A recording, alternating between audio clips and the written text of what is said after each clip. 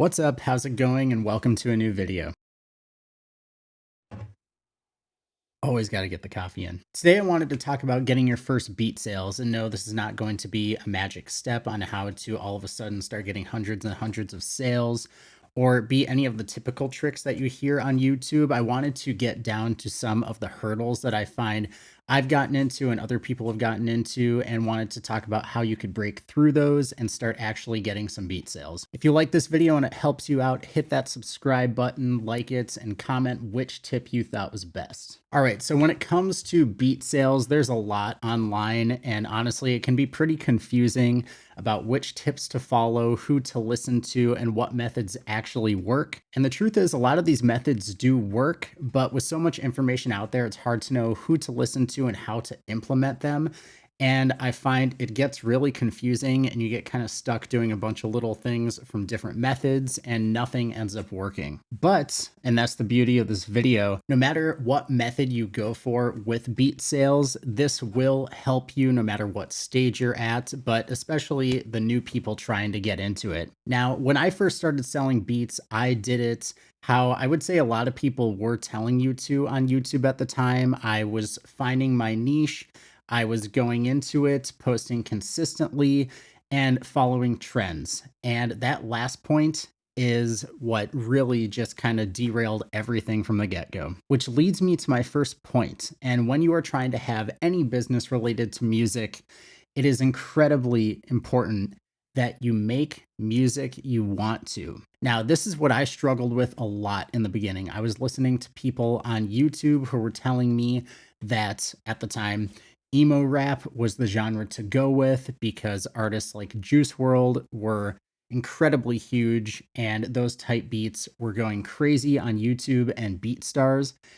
But at that time in my life, now I listen to that genre a bit, but I was only listening to pop punk. Like that was it. I was listening to Green Day, Blink-182, Avril Lavigne, Paramore. However, I was looking for a way to monetize my music, and in doing so, I stumbled upon people telling me to make emo rap, and I started doing that. Now, obviously, nothing against the genre, but at that time, like I said, I was exclusively listening to pop punk music. I did not know a thing about emo rap. I did not listen to it. And I really, at the time, had no interest in it. So I started jumping into this genre that I didn't really care about. And pretty quickly, I became not passionate about doing a lot of music in general because I saw this system that people said was working and it wasn't working for me. And it also wasn't the music I wanted to make, so I wasn't passionate about it. So when you first start doing type beats, and if you want to get your first sale, it's incredibly important that you make music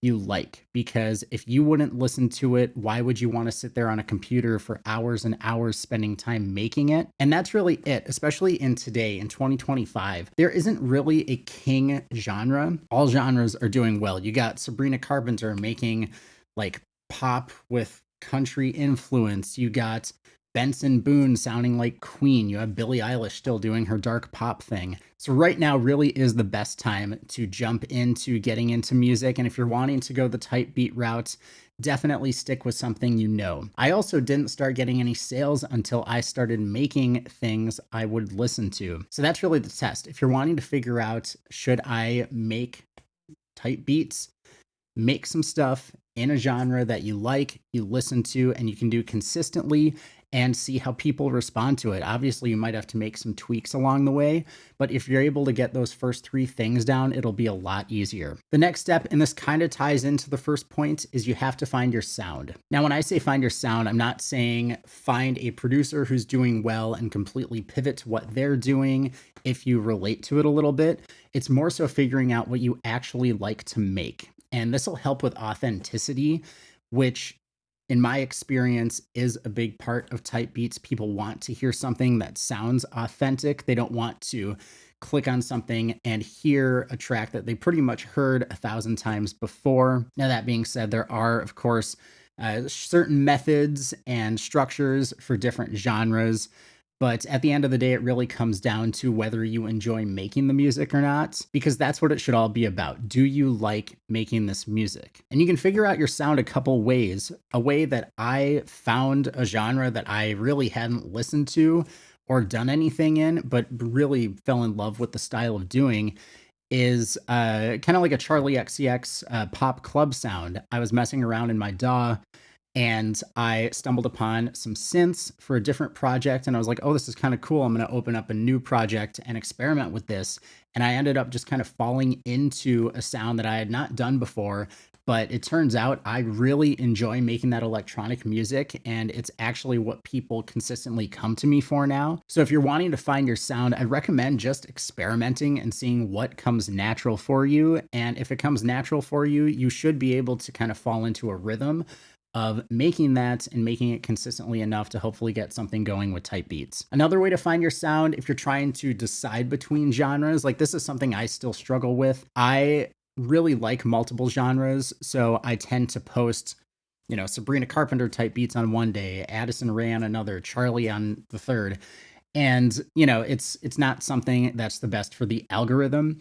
But I do have people that like those different sounds from me. So I've been able to kind of carve out a pop niche for myself. And this has actually helped me figure out what people like from me. Like I said, before when I started, I was doing pretty much rock beats and they were getting some traction. But at the time, still, even though artists like MGK were doing incredibly well, getting #1 pop rock albums, the type beats for it weren't necessarily taking off for me. And I transitioned into pop since that's actually what I really started listening to around 2019, 2020. By posting these different types of beats, I was able to see what people actually liked from me and what they were interested in purchasing. The last method for figuring out your sound is writing for yourself. I think a lot of times when people get into type beats, they want to ride a trend, they want to do something that the algorithm will pick up on. And obviously, those are good things to look out for. However, if you're really in the early days and you're wanting to figure out what will work for you, just make music for yourself. Sit down and say, what do I want to create? And find what you naturally fall into. Because if you're able to make something that you can relate to and someone else might be able to relate to, you'll be able to be consistent and you won't get burned out. Because trust me, if you're making a sound that you are not passionate about, you will get burned out unless you have like a crazy work ethic.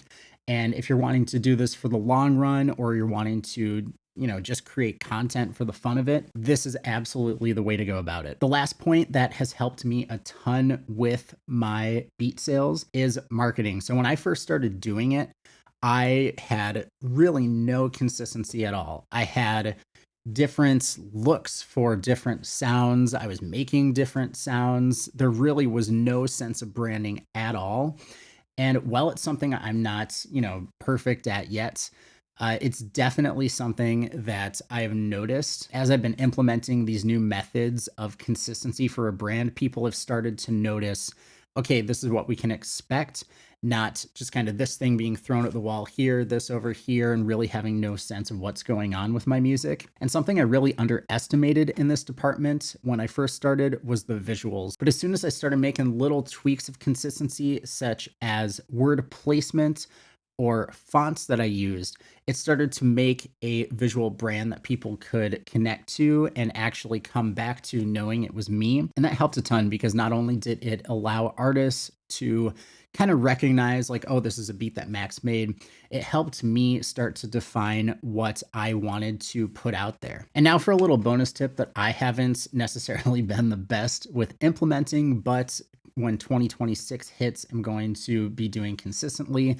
is sticking to a lane. So I had talked about experimenting with sounds, finding what works for you, what you enjoy making, and really carving out what works best for getting you into it. But yes, when it comes to type beats and the algorithm and a lot of people's dream of having a monetized YouTube channel, getting consistent sounds, it is absolutely necessary that you have some sense of consistency. Now, like I said before, I have fallen into defining my channel as a pop niche, but I really have a bunch of different types of pop, so people don't know what to expect with that. And moving forward, I am going to be consistently staying in the more electronic lane, since that's without a doubt the most popular sound for me and is what people seem to like best. And this really is an important step, because if you're wanting to have the monetized YouTube channel, you're wanting to have algorithms favor you and repeat customers who know what they're coming for, you need to have a consistent sound, you need to have a consistent brand.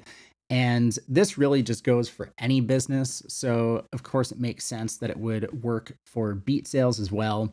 But like I said, you can find any other creators out there talking about this point. And while it's something that I'm transitioning into, it's not something that I have been great with myself. And that leads me into the final point of the video, which is, if something's not working for you, don't be afraid to evolve or change. You know, if I had a rock sale for a beat and it hypes me up and I continue to make that, but then nothing happened for 3 months, it might be time to change lanes. I might need to start a new channel or evolve the channel I currently have, or look at my mixing, you know, constantly grow with your music, and I promise results will happen for you. It's happened for me. It's really just expanded my entire sound as a producer, and it has changed everything for the better from me. So with that being said, I know there was a lot covered in this video. There's also a lot I didn't cover. So if you have any questions about specifics or topics you would like to see